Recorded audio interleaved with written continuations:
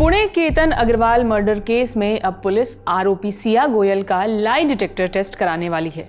ये फैसला इसलिए लिया गया है क्योंकि घटना के कई दिन बाद भी पुलिस को कोई आई विटनेस या ऐसा सबूत नहीं मिला है जिससे सीधे तौर पर सिया और चेतन की साजिश को साबित किया जा सके।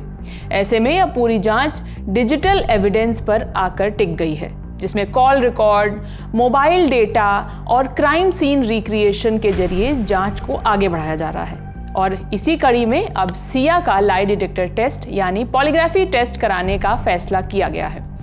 इसके लिए पुलिस ने वडगांव मावल कोर्ट में अर्जी दी है। पुलिस ने कोर्ट को बताया है कि सिया गोयल और चेतन चौधरी दोनों के बयान पहले ही दर्ज किए जा चुके हैं, लेकिन आगे की जांच के लिए पॉलीग्राफी टेस्ट की जरूरत है। आरोपियों के बयान के अलावा ऐसा कोई सीधा चश्मदीद गवाह या पक्का सबूत नहीं है जिससे यह साबित हो सके कि केतन अग्रवाल को खाई में किसने ढकेला था।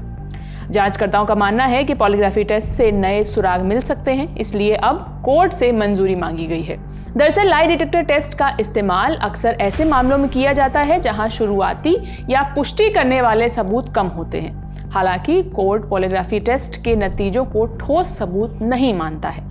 आमतौर पर इसका इस्तेमाल सिर्फ जांच में मदद के लिए किया जाता है ताकि इन्वेस्टिगेटिव टीम को संभावित सुराग मिल सकें। कानून के अनुसार पॉलीग्राफी टेस्ट केवल कोर्ट की अनुमति और संबंधित व्यक्ति की सहमति से ही कराया जा सकता है और इसकी रिपोर्ट को कोर्ट में अंतिम साक्ष्य नहीं माना जाता है।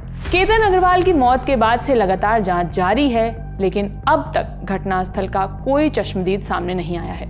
जिस जगह से केतन के खाई में गिरने की बात कही जा रही है वहां कोई सीसीटीवी कैमरा भी नहीं था।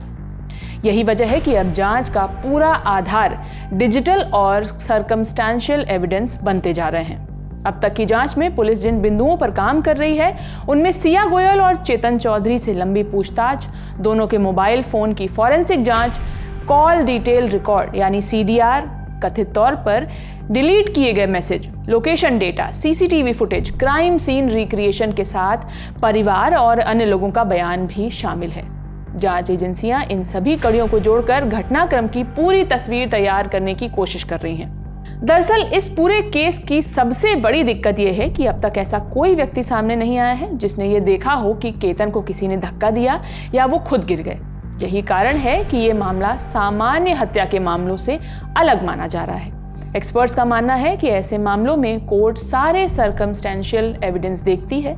ऐसे में यदि सभी सिचुएशन एक ही ओर इशारा करती हैं और किसी अन्य संभावना की गुंजाइश नहीं छोड़ती हैं, तभी अभियोजन यानी प्रोसिक्यूशन पक्ष का मामला मजबूत माना जाता है। जांच में पुलिस का एक एंगल ये भी बताया जा रहा है कि सिया और केतन के बीच कथित संबंध थे।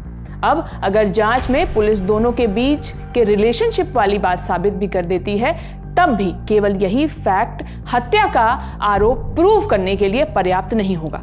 अदालत ये भी देखेगी कि क्या हत्या के पहले से कोई प्लानिंग थी, क्या डिजिटल एविडेंस उस हत्या की प्लानिंग की पुष्टि करते हैं, क्या घटनास्थल पर मौजूद परिस्थितियां प्रोसिक्यूशन की कहानी से मेल खाती हैं। यानी कथित रिश्ते और हत्या के आरोप के बीच स्पष्ट कानूनी कड़ी स्थापित करना जांच एजेंसियों के लिए अहम होगा। और इस मामले में एक पहलू ये भी है कि सिया के परिवार ने दावा किया है कि वो ट्रैकिंग पर जाने के पक्ष में नहीं थी और उसने केतन के साथ जाने को लेकर हिचकिचाहट जताई थी। इसके बावजूद केतन उसे लेकर गया था। अब इन्हीं सब दावों और पुराने सबूतों ने पुरानी कहानी को सुलझाने की जगह और उलझा दिया है। यही वजह है कि पुलिस अब सिया का लाई डिटेक्टर टेस्ट कराकर नए सबूत इकट्ठा करना चाहती है। अब देखना होगा कि पुलिस को कोर्ट से इसकी मंजूरी मिलती है या नहीं। जो भी अपडेट होगा द ललन टॉप आप तक जरूर लेके आएगा। खबर लिखी है मेरी साथी सुप्रिया ने, मैं हूं शिवानी। बने रहिए हमारे साथ। बहुत बहुत शुक्रिया।